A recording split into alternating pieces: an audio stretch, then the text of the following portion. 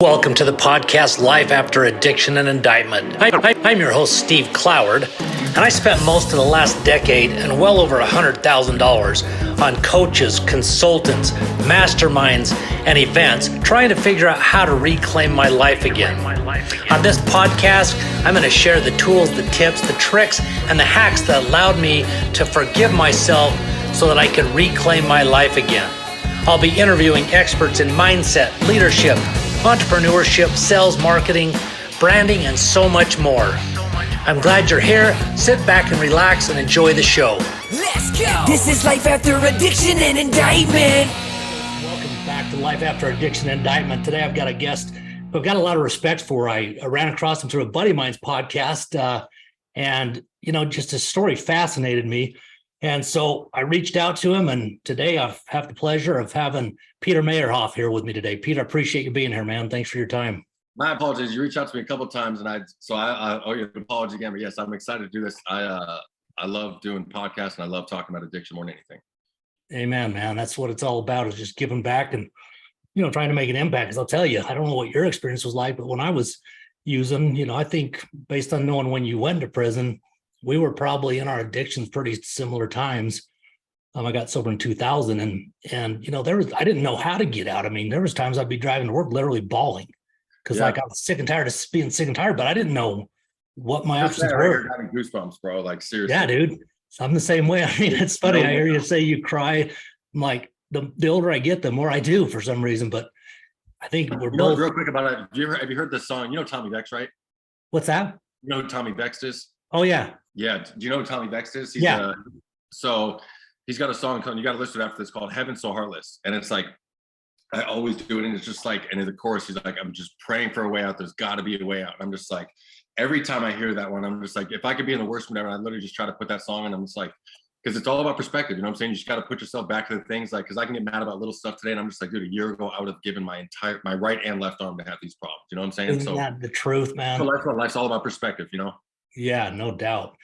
Well, let's get into your background. I mean, sounds like you kind of grew up similar background as me. We had good parents, upper middle class maybe. And, we kind of had all-American boy. I know you were a great athlete. You were, rolling a movie, I believe it was, do some modeling. And then things kind of shifted once you hit high school. What took place?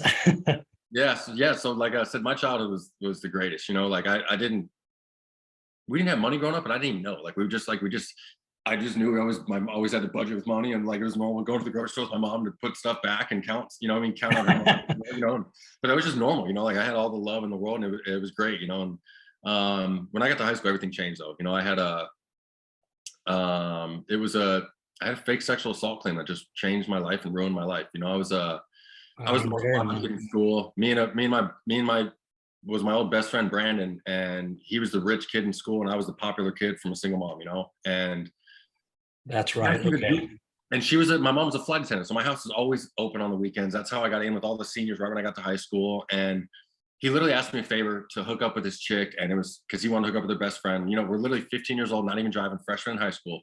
Yep. And I'm like, I literally did him a favor, bro, because like I'd known the chick since I was in elementary school. Like I'd never wanted to. It was like, and I could have any day if I wanted to, So I finally did him a favor. I was like, all right, fine.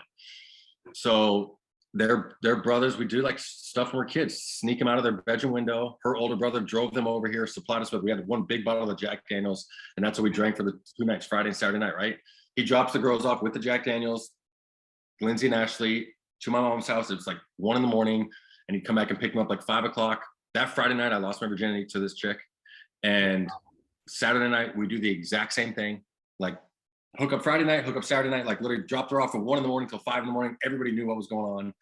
And then Sunday, I went to call him to hang out again. And it was so weird how casually that she said it, but she was like, I'm mad at you or something. I'm just like, what could you possibly be mad at me for? And it wasn't even Ashley. Ashley wouldn't come to the phone. It was her friend. And I'm like, what is going on? And she like kind of like gets short, like hang up the phone on her. By the time I go to back home, my mom's on the phone now with her mom. And I can hear my mom saying, my son would never rape your daughter. And I was just like, holy hell. I'm like, hang up the phone. I'm like, what is going on? And she's like, Ashley, I guess, said that you had sex while she was sleeping last night. And I'm just like, oh my God. You're kidding me. She doesn't want to press charges. She refuses to take a lie detector test. She ended up getting a rape kit on her, and they saw that she had sex, but nothing was damaged. The cops come hit me up. I'm like, I'll do a lie detector test, do whatever the hell you want. Not a chance I did that chick a favor. She's been a hoe her entire life. You know, I literally said it just like it was. And wow. I went to school the next Monday, and I'm not joking, bro. Like, I went from being the dude in the halls, the biggest enemy you've ever seen, like the entire school staring at me. And I'm just like, dude, how about that? I was a couple classes, and they come, the principals and the police officers had to come pull me out of school like in the middle of the day, and was like, because they had already heard all the rumblings. They're like, you can't not stay here. They're like, they're gonna do something bad to you here. So I literally got a police escort off campus, and went from being like the dude in school to like, I had to drop out of school because I wasn't even safe to be at my own school. And I started hanging out with, instead of my athlete friends, I started hanging out with, because I knew everybody. I was the popular kid there. So like, I knew all the companies and the dudes that did all that stuff. I never associated with them because I played sports. But when you're sitting at home alone, you're not in school anymore, and you like want to give up on life, and you're like thinking, how the hell is this real? I started hitting up those dudes, and I'm not joking. I went and hung out with those dudes the first day. Johnny B, the guy from my Vice episode. And keep in mind, I'm like, just drink alcohol, like barely smoke weed a little bit. Yeah. And just the normal high school stuff. And I go to these dudes, and these dudes do, no joke, in front of me, and this is the first time I've ever seen these drugs: meth, crack, I'd never seen heroin, but ecstasy, like, and I'm like, they described meth to me as like, it's a cool party drug. Just trust me, you'll love it. Wow. And then no joke, for the first day, like that first day I smoked meth right there, and instantly I'm just like, this is cool. It's crazy. You know what I'm saying? And I'm like, what the hell is this? Wow. And you don't even realize how bad that drug is and what it does to you, because it literally turns you into a zombie, man. You know, like I've done every drug in the world. Like, meth is the only thing that to this day I'm still embarrassed to say that I did, because it's such a grimy, nasty drug, and it like turns you into such a shitty human being, you know. And so I mean, from that first time I used it, I did meth, smoked crack, did ecstasy, everything that weekend for the first time ever, and those were all my first time, not only doing those drugs, but even doing those drugs. Yeah. And now this is like an everyday thing. So now I'm going like, it's not even just a weekend anymore because I don't go to school, you know. So then I'm like Monday, Tuesday, Wednesday the next week, and I don't stop until I'm in treatment now, inpatient treatment at 15 years old. I still can't even drive it. My dad's got me in a full-blown inpatient 30-day treatment. Wow. Yeah, go to treatment, get sober, but like, it's hard when you're young, man. You know what I'm saying? Oh, like, no kidding. Especially when you've basically been ostracized. Yeah, and all I wanted to do was like get sober and like not use anymore, and just like get out and be happy, and like, you don't think of what to prepare for, and you have no idea like the hurdles and obstacles and how tough it's going to be being a kid trying to stay sober, you know. And I wasn't even at this point, you know, and I'm already in treatment. And the night I get out of treatment, I go use the very same night I get out of treatment, because I had no skills for what I was going to do when I got out. All I want to do is get out of it. I'm sober now. I got to get out of here. I'm done with this stuff. But I didn't have a plan. I mean, the biggest problem too is at that age with what you're dealing with is, you know, the idle mind. Like they say, the idle mind's the devil's playground, man. It's the worst. There's nothing worse than an idle mind and being pissed off. Put it that way. Exactly. And it's like really a recipe for. I would say this now. It's a recipe for prison or a murder. You know what I mean? Like 100%. There's nothing worse than that, especially for a guy like me. You know. That's crazy. So then you continued on using and stuff, and and then I continued here and there. Now he's like, at this point, I've now ruined the relationships with my family, my mom and dad, you know, and I'm like stealing every day to support my drug habit, you know. And we start. I mean, that's all we did every day. And this is another thing that's embarrassing to me. Like, fucking, I just, excuse my language. I hate thieves and stuff like that. And like, I was like the biggest thief and just a petty thief, and I would rob from my mom, my dad, my own friends, whoever it was, you know. It's like I said, that drug turns you into just to feed the drug habit, right? Yeah. To do whatever you have to do to get drugs. And I ended up getting arrested for stealing a Mercedes-Benz from the Mercedes-Benz dealership, brand new, back when Gone in 60 Seconds came out. Oh yeah. I was such a lost cause at this point. You know, they said that those cars were unstealable when that movie came out. Remember? That's right. And I'm just like, I just discovered what bolt cutters are. Like, I'm gonna go steal one of those things. And I cut the big swinging gate off the dealership fences, pull the thing out, got the lockbox off the thing, and got me a brand new. It was an E500. I literally picked out the car I wanted to steal too, because there was a row of them right there. So I picked a nice E500 black with chrome rims. And LoJack had just came out though. So then LoJack is, these undercover cops are behind me within 2 hours, and I'm just like, oh my gosh, here we go. But here's the deal. Like, I went to jail that time, and even then I got like, I had been arrested for so much dumb stuff. And when you're like, it was like when I was under 18 years of age, no matter what I did with the cops, I felt like they would just like take me home, or, you know what I mean? Like, I remember one time my mom like begged them, like, don't bring him home, send him to jail, you know? And they're like, man, we can't. He's a juvenile. Like, he just got caught shoplifting. We don't send kids to jail for shoplifting. You know, like the store doesn't want to press charges. But my mom like refused to even pick him up. She's like, I don't care. I'm not picking him up. I'm done with this, you know?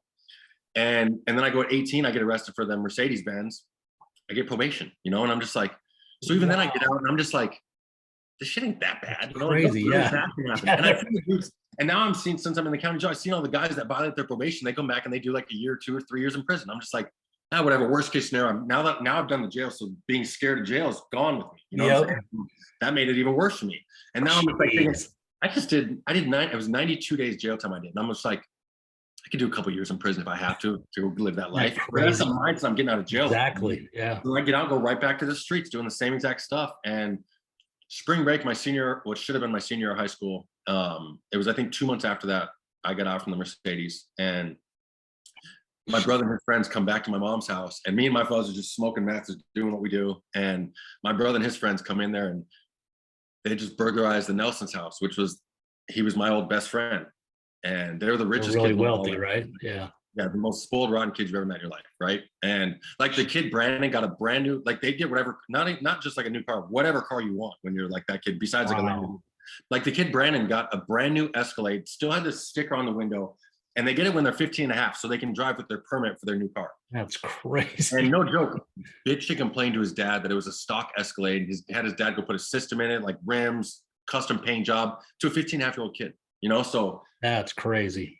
So my brother and them tell us that they're out of town, and I'm just like, where are they at? They're like, they're in Hawaii. I'm like, shut up. And it's like a 15,000 square foot house. And I'm like, when do they get back? They're like, not till next week. And I'm like, how'd you guys get in? Like, the back door's open still. I'm just like, all right, we're going. So me and my friends go back. After this house had already been hit by 5 kids, we go back to the same house. I literally got 12 years in prison I stole a drill, because you know tweakers like tools. Yeah, a snowboard. Yeah, a snowboard, because I know I could sell the snowboard for some cash quick. Some Jordan basketball shorts and Jordan sandals, because they had a full indoor basketball court like in their house. And so like right outside the basketball court is like this closet with just nothing but Jordan shorts and Jordan shoes and Jordan sandals. And I grew up a Jordan fan, so that was my way of getting that stuff, you know. So I literally took shorts and sandals and stuff. I never made it out of the garage. And by this time, my friends that I brought there come running down, like, we got the jewelry, let's go. And just come running out of the house. So I follow them, we all come running out of the house. And we get back to my mom's house, and he pulls out, like, I'm not joking, a bag of jewelry like you see in the movies. And I'm just like, oh my God. My mindset was like, more than anything, clearly I needed drug money. But on top of that, like, I would plan on taking stupid stuff like that. They wouldn't even notice it was gone. Like, when he went to go snowboard, he didn't have his snowboard there. You know what I'm saying? And he would have put it on his daddy's credit card and bought a new one anyways. Like, it literally didn't even matter. But I plan on taking stuff like that wouldn't even have been noticeable. Right. But all that jewelry, that's a different story. It was gone. And it turned out to be, I think, like $155,000 worth of jewelry that they had sitting in their master bedroom that they weren't even wearing. Not even locked up. Yeah. Yeah. And oh, jeez. Yeah. So I get put in jail there, and they come try and question me. And of course, now that I've been to jail, I'm like, I'm not no snitch. I'm not saying shit, you know? Yeah. I tell the cops, I don't know what you're talking about, but you know what I mean? But I don't have shit to say. And they literally warned me, they're like, this is not the move you want to play here, you know, like, this is more serious than you think, you know? Right. And I'm like, whatever. And so did they just have you at this point, or did they also have your buddies? Just you? Just me, and they had my other buddy in another cage, like, for like interrogating us before they took us downtown. Okay. And of course, my buddy the entire time told him that I had burglarized the house. Oh, you? Told him he was sleeping, and I came back and woke him up and just showed him all this jewelry I had. Told the cops where the jewelry was hidden. And since I didn't say anything, they just booked me and like literally just made an example of me. Gave me 12 years in prison for a non-dangerous theft charge at 18 years old. He got caught selling jewelry to pawn shops in his own name. So he had 3 more class 3 felonies than me. Since he told on me, though, and told him what the jewelry was, he only got 2 years in prison. No way. Everybody else got jail time and probation. And I got 12 years, but I served like 11 years and 10 months straight. That's insane, dude. And, but you know, like, you know where he is? He's in prison right now for the 4th time, doing an 8-year bid right now. The other kid, Kevin Smallman, got killed by the cops out here 2 years ago. Like, I thought I had it bad. I thought I got so screwed, but I didn't. You know what I'm saying? Because I would have been another story if I did a couple years on a minimum security guard. That I would have been like, now prison. Yeah. Why am I scared of prison? You know, like.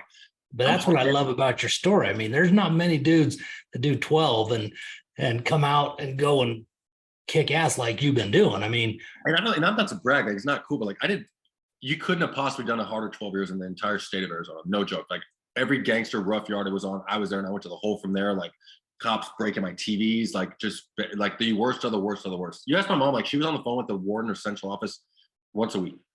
Well, Like, where do you guys have my son? Because they put me in these transit cells just to mess with me, you know. And like my mom for a week, she knew that they were messing with me again. So she spent 10 years on the phone. You know what I mean? So were you doing stuff in there raising hell? How long? Like talk about when you first got there and kind of how that was, and then were you similar size as you are now? And then how long did it take you to become the shot caller, which is pretty fascinating. So I went there, I was 6 foot, 144 pounds, long blonde hair, and used to model like from straight, and you don't know, it's from Ahwatukee. They call it all white Tukey. It's like the suburbs, you know? Yeah. Nobody from prison is from Ahwatukee, and let alone no one on the higher security yards where I'm going to now, because I got 12 years in prison, right? Damn.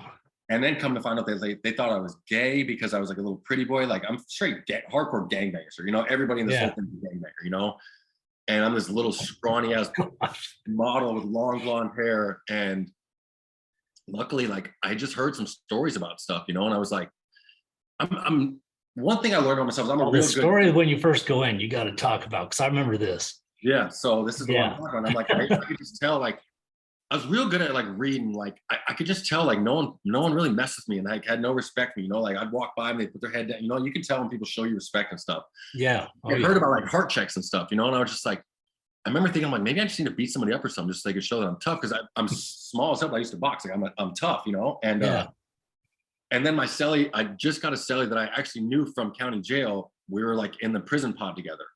And he had already been in prison before, so he's a guy that I was like kind of looking up to. So I was like, all right, I'm gonna show off, you know. So I'm like, it's a perfect scenario. I'm like, I already wanted to beat up this dude that was my neighbor, and come to find out, I knew it, but he was like the dude running the building, twice my size, like one of those dudes that be up at 5 a.m. doing back arms in the showers in the morning, you know. And he was like who I was at the end, you know. He didn't like young punk kids, and it was the same thing, you know. But I was just like, I didn't think he could whoop me, you know. And so we go to play cards in his house, and he makes some little comment about not us playing cards in his house. And I'm like, we're playing cards here, bro. And for those listening, when he says house, he's not talking about his house. He's talking about his prison house. I usually always say that too. Yeah, we call them housing areas. It's like your little living area, you know. And he says something to me, and then literally says something about how I need to respect elders, and literally turns his back to me to go take the chew out of his mouth. And he's the guy that first told me when I got to prison that, like, I don't know if you've heard this. You know why they call it a sucker punch? I think I've heard it. Go ahead. You're the sucker if you get punched. That's right. If you even think you're going to get into it with anybody, you take off on them. I'm like, we can do that here? Yeah. I'm like, all right, bet, you know? And so he does this, and then goes, literally turns his back to me to take his chew off, and I'm just on top of him, and I beat the brakes off this dude, right? They pull me off him.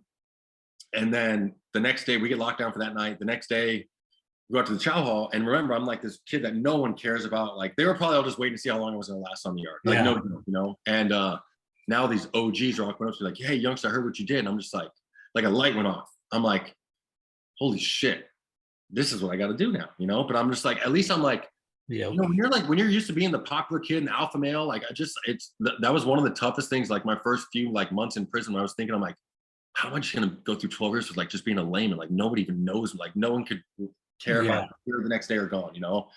So once I saw that and I got a little attention, I was like, and then of course, now they're like, the dude argues running the yard. He wants to talk to me.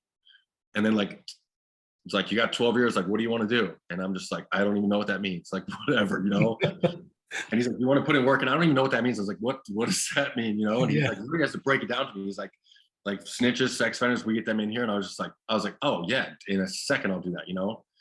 And so I start putting in work, you know, and putting on size now. I'm like working out. And by the time I was 23 years old, I was 220 pounds, jacked. And then I was running a 4-yard at 23 years old, you know? And I was in a relationship with a property officer. I pulled a corrections officer there. Like at 23, I had the state on lock, bro. Like I was, you know, the property cop's the best job in the yard to have. I pulled the property cop. So I'm in a full-blown relationship with this chick. And like, to where when my mom's coming to visit me on the weekends, my mom's dropping off a whole plate of food to this cop's house, and she's bringing it in for me every day. So I'm not even eating prison food, you know, like cell phones, dope. Wow. We were drinking promethazine with syrup, like in styrofoam cups on a 4-yard, bro. I was like, and that's how I had it. What didn't even feel like prison. I used to clown and say like, this was my way of going to college, because I was in U of A, so Tucson, so I used to, this kind of U of A for me. And crazy.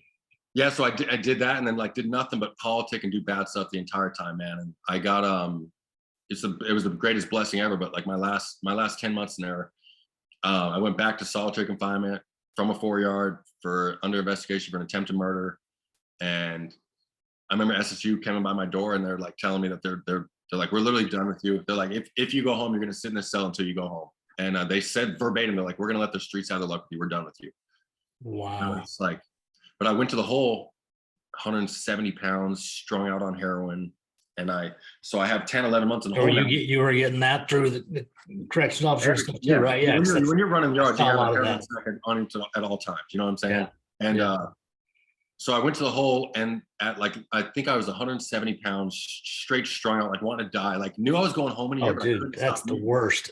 So you were in the hole jonesing basically? Oh, dude. And I was like, I got goosebumps right now thinking about it. But like, what was even worse is the 2 months before that, I'm just under a year to go home and I'm like strung out, bro. Like, but I can't stop using. Like, seriously. Like, I'm like, I did 11 years in prison now and I'm going home and I literally can't take a needle out of my mouth. You know what I mean? And I'm like, crazy. I remember thinking, I'm like, how am I going to get sober before I go home? And luckily, dude, I went to the hole at 170 pounds. I sat in it for 10 months. And like I said, when I went to that hole, I didn't even have a game plan. Once I got like, it's so crazy. So that I remember the day I went to the hole, I was like thinking, this could be good for me. You know what I'm saying? But I knew it the next day I was going to be dying. Right. Oh, yeah. And so like when I go to the hole, I'm like, this is probably a blessing. I need to get off this yard. You know, I've been thinking every day, like, how am I going to get off drugs? And the next day I'm like full blown dying sick, right? And I'm like, I cannot. Oh, man, but luckily I had to be in solitary because no matter what, I would be so sick. I'd make it even 2, 3, 4 days, you know, and then like I'm like I break week and I'd always go out and get high, you know. Oh, for sure. I never fully get off it. And so I end up hardest part, yeah. So then I finally game plan, and I couldn't even make a game plan for what to do on the streets because I didn't even think I had these chances. Like I literally thought like the only thing I could possibly do was maybe get a construction job, probably for sure make a minimum wage. I gotta somehow be sober, but I don't know how that's gonna happen. And also, how boring does that seem, right? Like I've never been to a bar, I've never been on a date or anything. Like, how am I gonna get out of prison at 30 years old and just not party, not drink, or not do anything? You know what I'm saying? It was tough, but I sat in there and just worked out every day and just tried to game plan a little bit. And I ended up getting out of prison weighing 264 pounds with 11 months sober. Really? And how tall are you? I was 6'4", 264 when I got out of prison. Dang. Yeah. Boy. Yes. And, I remember, and so I still didn't even have a plan to get out, but then I got out and I wanted to. Were you living with your mom at this time? No, actually, so my brother had a house in Chandler, and he just let me live in one of his little bedrooms there. And then like we had to do such baby steps. But like after a few months, and I had to start like paying. No joke, my first bill that I had to pay was the DirecTV bill. It was like $120. Oh, geez. And this is how, keep in mind, this is like how far I've had to come, and just like to show people like anything's possible when you get out of prison. You know what I'm saying? Like, amen. I'm this OG from Arizona, like straight shot caller from prison. And my dad, like, we have to do these conference calls. It's like my dad, my brother, and me. And it's like, so Pete, we're thinking, this is how it goes. He's like, so we're thinking, you know, you got to get used to paying bills and stuff. I know you don't have a job yet, but he's like, my dad's like, I'll send you the money. I'll send you some extra money, but we want you to start paying like even the DirecTV bill. We thought about that. It's like $120 a month. What do you think about that? And I'm just like, I don't have $120. So like, what? I don't know what to do, you know? And he's like, I'm going to send you the money, but we just wanted to get used to it. And I'm like, I don't want your brother to have to ask you for the money. So like, you guys pick a day and we just want to teach you how to pay bills. So on the 10th or something like that, you're going to pay your brother the $120 it is. And I'm just like, sure, whatever. You know, I'm literally not happy about this. And right. And then me and Matt, like we start partying a lot and going to bars and stuff. And you know what, that leads to trouble. And I had an overdose from a bar. Yeah, was that, because I remember hearing that story a little bit. Yeah. Was that something that like you were using too much, or was something that you got laced? No, I'll tell you. So, it's simple. And here's my biggest problem. So like when I got out of prison, I didn't want to not drink alcohol. Solely for I want to hook up with chicks, I want to party, I want to have fun. Like I saw everybody doing in these commercials and like whatever it was, you know. There you go. And I'm like, and it was so tough for me because I'm not like an alcoholic drinker. Like, yeah. I never drank by myself. I didn't ever keep alcohol in the house, like, but I love to go and party and drink, you know. Yeah. My problem is I don't have an off button.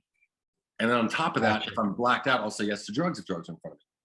So wow. Overdose is the craziest story ever. I don't even remember this. And the last thing I remember, I'm at a bar in the afternoon with like 10 of my friends. It's my buddy's, it's a birthday, right? And we all go to meet up for like happy hour and have some drinks and shots. The sun is still out. The last thing I remember is doing a shot of Rumplemints. And next thing I know, I wake up in an ambulance, right? And I'm like, damn. What the? I'm like 8 months out of prison. And I'm like, what the? I was asking the paramedic, I was like, what am I doing here? And he's like, you overdose. And I remember, wow. I told him, I was like, I don't even use drugs anymore. And he's like, well, you did today. They have to do Narcan, or what they do to wake you back up? 7 shots of Narcan, bro. Holy hell. Oh, my heart was I had no heart. Heroin or what? What were you? I was dead. Yeah. So listen to this. So yeah. So I'm going to the hospital. I remember just in and out of parts. And by the time I get to the hospital, I'm literally mad I survived.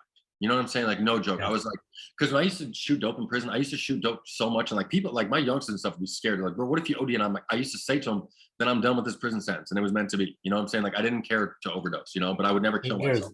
There's definitely no doubt of purpose for your mission, bro. Because, yeah, you know, I should have been dead as well. I mean, yeah, for sure. So they get me to the right. And I'm like, my heart, by the time they had got me to the hospital, they had only had my heart beating 6 beats a minute.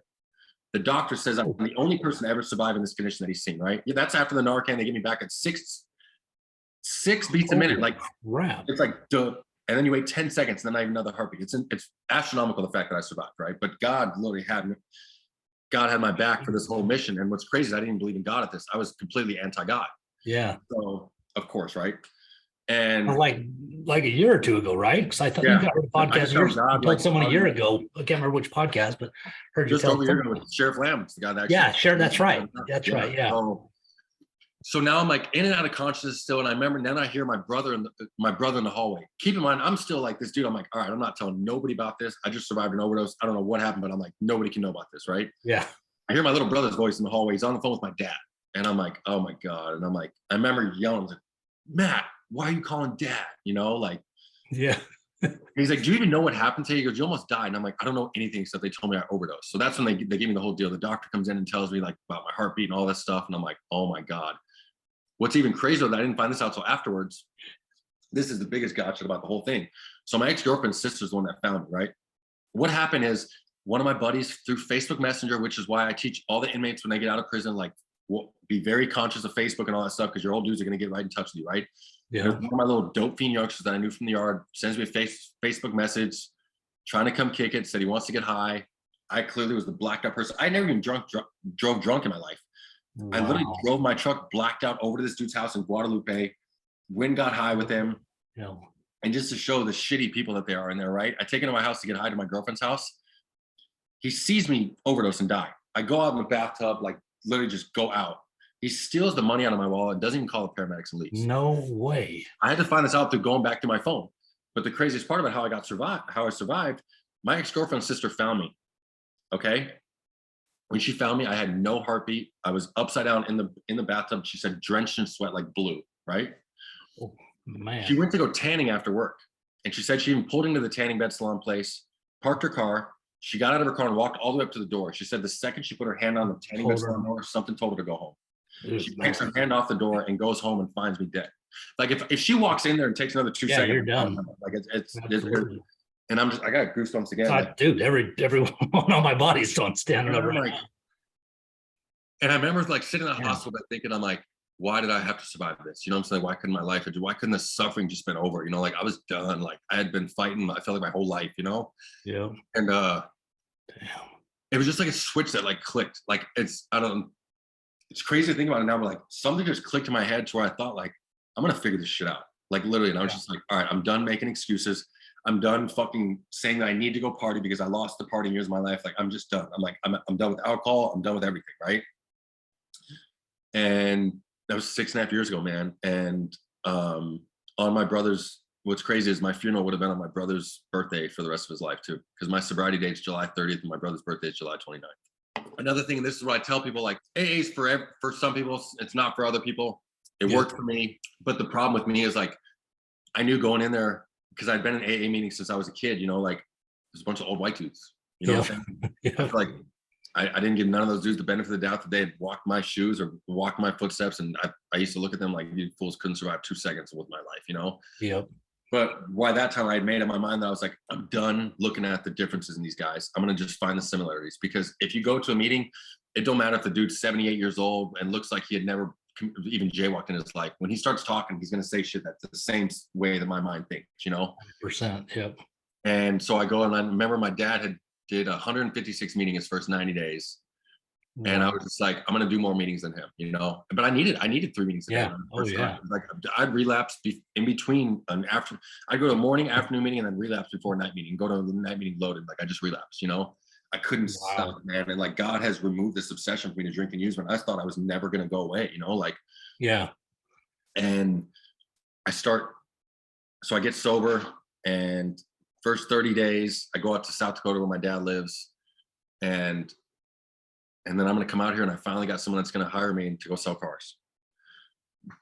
And I talked to the GM and kind of just told him, like, luckily my co-defendant was the finance director there. Shout out to Chad Seymour, but he just had he had a mate at that dealership, you know, and he kind of just told the GM, you know, he's like, I got a boy that just did 12 years in prison, but he's like, yeah, we're both co-defendants, you know what I'm saying? Like, he just needs a shot, you know? And he's like, I'm telling you, he'll kill it here. And he hired me. Dude, I went to this dealership, and I'm not joking. I'm sober, and I'm the only dude sober here. Like, these dudes are like, yeah, I know how it goes at the dealerships. It's crazy. Getting high in the bathrooms, and it's just like, sales, they don't give a shit. As long as you can sell, they'll let you do whatever the hell you want, you know? Yep. And I'm just like, there's no way I'm touching that stuff again. Not at all. And I'm like, I went from just being like an example there to these guys, you know what I'm saying? I didn't try to preach my stuff to them, but then like, you notice like when dudes were going through bad stuff, then they'd be like, how do you stay sober? You know? And I'm like, and I would just tell them those stories about my life, you know, and so I go from doing that, and then I make, no joke, I made 10 grand my second month ever working in my life.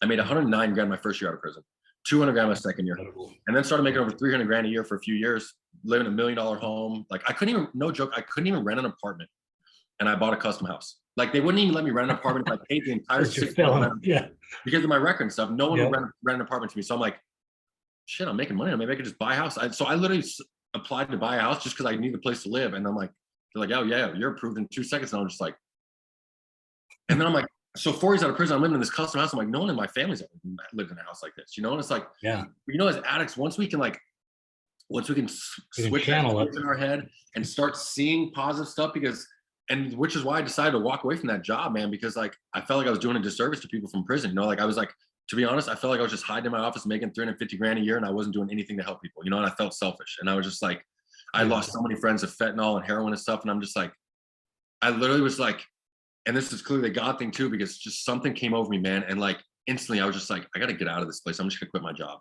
And dang, I remember telling about you though too. Yeah, I remember telling my brother and my dad, and I'm just like, and keep in mind, I'm 35 years old at this point, and like, I'm still scared of my dad. And I'm like, so I try to this talk. I'm like, yo, Dad, we need to talk. So I FaceTime him. And I'm like, I don't even know how to say this. I know what you're going to say, but like, I'm going to quit my job. And he's like, and do what? You crazy? Yeah. And I'm like, Dad, I don't, you know, I didn't even think I was didn't even really have a plan, right? I didn't even think I was going to do a podcast. Yeah. I was like, I don't know, Dad. I'm like, I just saved up a bunch of money, man. I'm like, I want to help people. And I'm just going to bet on myself. And here's the deal. Like, if it doesn't work out, I'll go back to the car biz in a year. But I'm like, I want to take a chance. You know, I'm like, I feel like if not, I would never ever let go of this. And I was really good at my job, man. And what you do in finance? Obviously, yeah. And like you sell, like, so I broke a lot of sales records there, but it's like a lot of the stuff I was charging way more than I should have charged them. And it just didn't seem like my life. And that was clearly God just getting me out of there. But, you know, but I had to do it. I had to make that money to show other dudes in prison now what's possible when we get out of prison. You know what I'm saying? And exactly, yeah. Because you had to live it first before you can go and preach it. Sure. I couldn't preach this or do my podcast if I didn't make the money I made now. Exactly. To be a success story. You know what I'm saying? No one listens to me. They're like, you're a drug addict comic. Screw you. You know what I'm saying? So I pull my gym in there. Before I even say, like, not one of my family members says yes. Like, they were like, absolutely, you're crazy. Oh, man. Especially the kind of money you're making. Yeah, it got so bad to where my brothers call my dad, like, Dad, to do an intervention.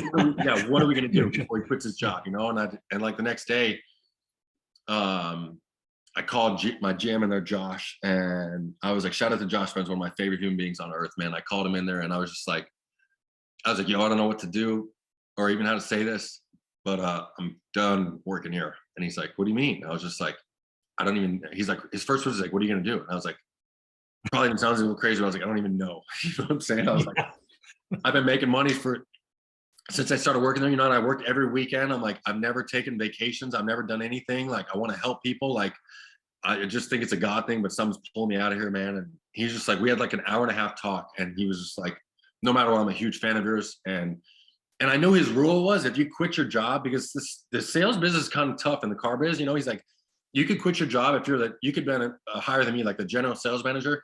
If you quit your job there, you have to work your way back up through sales. But he's like, you'll be hired whenever you want to come back, and you just have to work your way back up, right? So I told him, I was like, I already know your drill, man. If I come back and it doesn't work out, I'll start out in sales, making 10, 12 grand a month, and I'll work my way back up, you know? And he's like, you don't even have to do that. He goes, if it doesn't work out for you, he goes, I'll get your own office back. And I'm just like, how does this happen to a guy like me? You know? So like, but it's not a coincidence that the second I get sober, I go from thinking that nothing good ever happens to me to where like I get breaks now every day to where it's like, why does so much good Isn't stuff that so true? You know what I'm saying? But it's like, when you put other people first, and you just like, that's it. My whole life now is I just try to help people, man. And just try to put other people ahead of me. And like, I said for the last year and a half, God's read my paychecks. You know what I'm saying? Like, I made no money the last year and a half, and like, but for anybody listening, looking for the blueprint to success, that really is it. It is. Just gotta really get figure it out, you know. And that's why I'm a big fan. You know, Ed Milet, and he says the same thing. He's like, get yourself in the room and figure it out afterwards. You know what I'm saying? And so I'm a pro at that. You know, and that's so cool. Celebrated 6.5 years sober. You know, got the podcast, the Sober Clothing Company. That's so cool. I'm also in the final stages. I got a whole app that I'm developing that is going to teach inmates how to be successful. We're going to have job training to it and everything. So like every inmate out here in Arizona on their iPads will be able to have my own custom app, and like it's going to literally help them and mentor them when they get in prison. That's awesome. From their release out, you know, which has never been done because they just got iPads in there. Yeah, that's right. My mission, my life now mission is to like just help people and help people like know that they can get sober when they think that they can't get sober. And I just want to inspire people to think that they can literally do anything in the world that we want, because we can.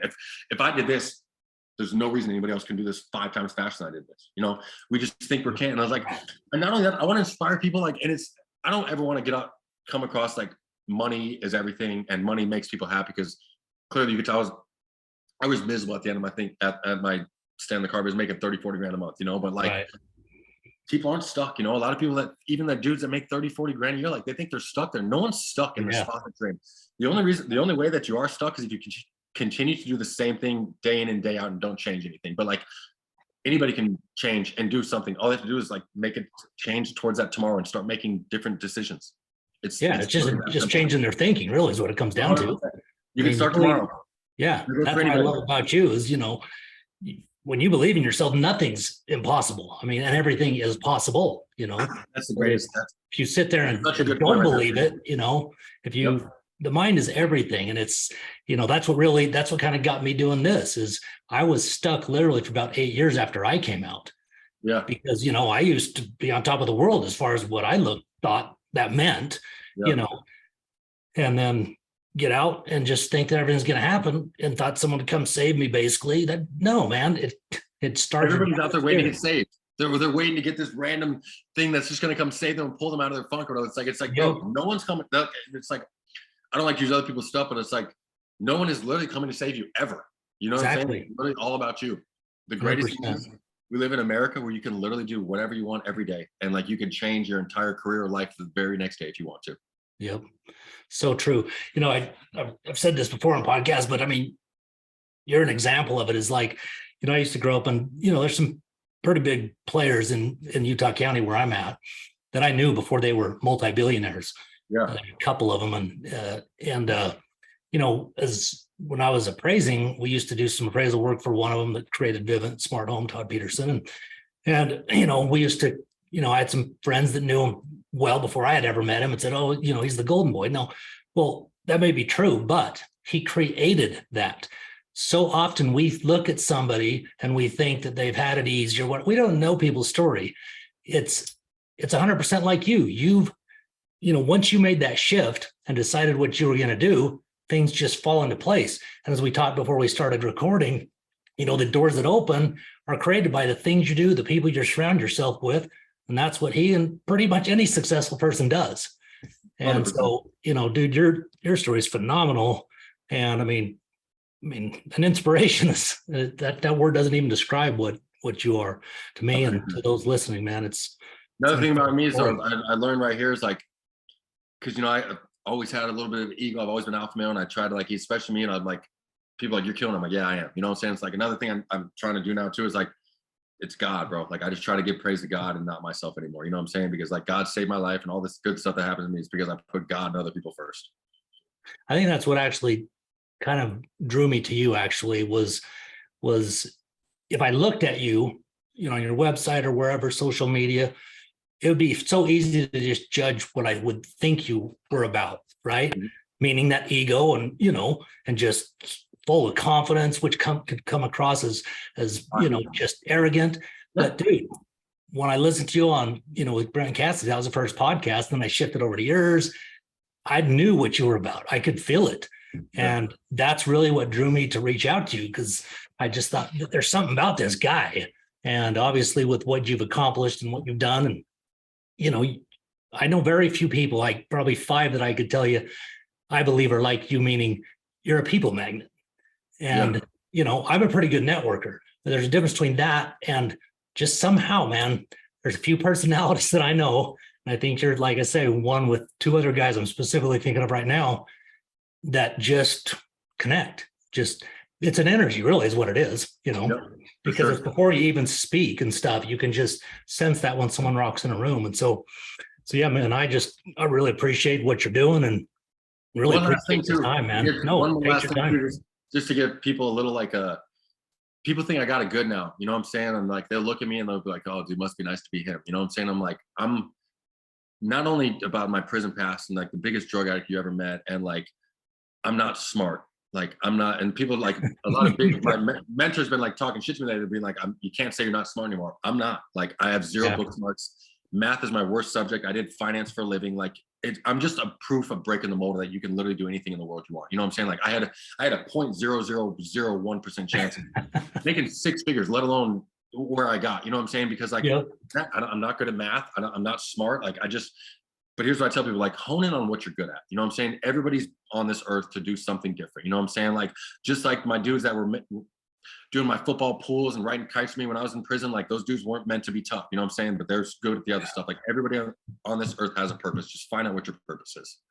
Amen. I mean, dude, and then have the balls like Peter does to you just follow it. And what's the worst that can happen? I always tell myself that. What's the worst that can happen? You can go back to doing what you're doing. Yeah, the worst thing that can happen is staying stagnant and not being happy. That's it. Yep. And then just, surround yourself with good people, whether it's family or whatever, but just the worst thing you can do is be around the wrong people and then be stagnant, like you said, not doing anything. But man, it's awesome to get to know you a little bit, Bede, and I hope that, we'll stay connected and, absolutely. I'd love to, actually you're in Phoenix, right? Yeah. We're probably coming down there next month. My wife's got 2 friends down there.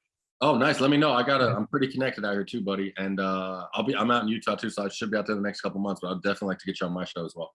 That'd be awesome. And so what last thing that you could leave with the audience as far as the number one thing maybe that, you feel has really contributed to your success?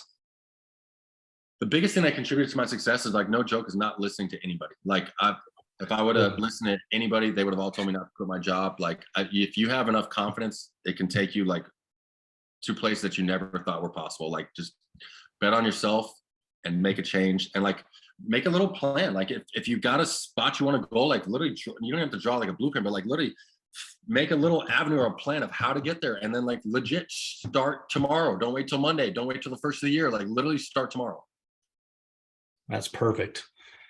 Well, man, thanks again. I appreciate your time and, keep doing what you're doing and we'll be in touch. I appreciate it. Thank you for having me.